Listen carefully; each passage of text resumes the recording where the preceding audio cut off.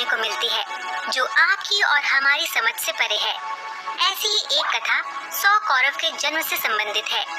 आपको ये सुनकर तो आश्चर्य होता होगा कि आखिरकार गांधारी ने एक साथ 100 कौरवों को कैसे जन्म दिया था।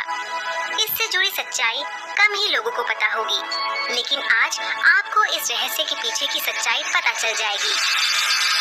कौरवों के जन्म का रहस्य।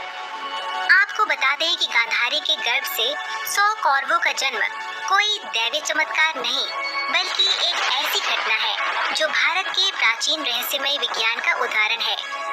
गांधारी गंधार राज्य के राजा सुबल की सुपुत्री थी। समय बीता और गांधारी का विवाह हस्तिनापुर के राजकुमार धृतराष्ट्र के साथ हुआ।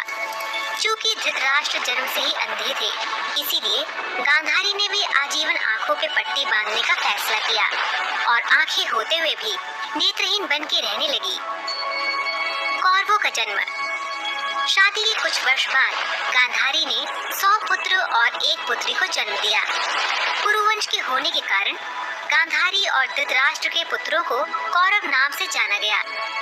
100 कौरवों का जन्म इतिहास की सबसे विचित्र घटना है। गांधारी को बचपन से ही धार्मिक कार्यों में बेहद रुचि थी। आपको बता दें कि गांधारी को भगवान शिव का अनन्य भक्त माना जाता है। कहते हैं कि महर्षि वेदव्यास एक बार हस्तिनापुर आए और गांधारी ने उनकी खूब सेवा की। गांधारी की लगन और आस्था को देखकर महर्षि वेदव्यास ने गांधारी को 100 पुत्र होने का वरदान दिया। महर्षि वेदव्यास के आशीर्वाद के अनुसार गांधारी गर्भवती हुई। गर्भ धारण कर लेने के पश्चात भी 2 वर्ष व्यतीत हो गए, किंतु गांधारी के कोई भी संतान उत्पन्न नहीं हुई। इस पर क्रोधवश गांधारी ने अपने पेट पर जोर से मुक्के का प्रहार किया, जिससे उसका गर्भ गिर गया। उधर वेदव्यास ने इस घटना को तत्काल ही जान लिया। वे उसी समय गांधारी के पास आकर बोले, गांधारी, तूने बहुत गलत किया। मेरा दिया हुआ वर कभी खाली नहीं जाता। अब तुम शीघ्र ही 100 कुंड तैयार करवाओ और उनमें घी भरवा दो। तभी गांधारी ने एक पुत्र की भी इच्छा जताई। वेदव्यास ने गांधारी के गर्भ से निकले मांस पिंड पर अभिमंत्रित जल छिड़का, जिससे उस पिंड के 101 टुकड़े हो गए। वेदव्यास ने उन टुकड़ों को गांधारी के बनवाए हुए कुंडों में रखवा दिया। उसके बाद उन कुंडों को 2 वर्ष पश्चात खोलने का आदेश देकर वेदव्यास अपने आश्रम चले गए।